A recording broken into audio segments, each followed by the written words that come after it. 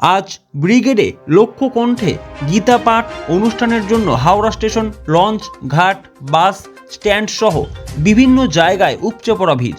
হাজার হাজার মানুষ বিভিন্ন পয়েন্ট থেকে এসে সমবেত হচ্ছে। ক্যাম্প করা হয়েছে হাওড়া স্টেশনে। তবে কুয়াশার জন্য ট্রেন দেরিতে চলছে, কিন্তু মানুষের উৎসাহের খামতি নেই।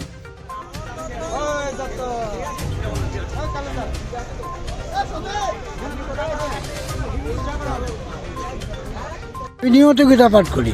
আচ্ছা, আজকে স্পেশাল ভাবে যাচ্ছেন কেন?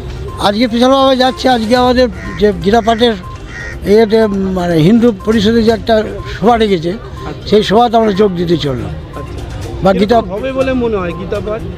ভালো হবে ওখানে। কত লক্ষ কণ্ঠে গীতা পাঠ এর আগে হয়েছে? না, এর আগে কখনো হয়নি, এই প্রথম হবে। এই প্রথম। আপনি কোত্থেকে আসছেন? আমি আসছি কাটোয়া থেকে। আপনার নাম? আমার নাম মধুসূদন হাজরা।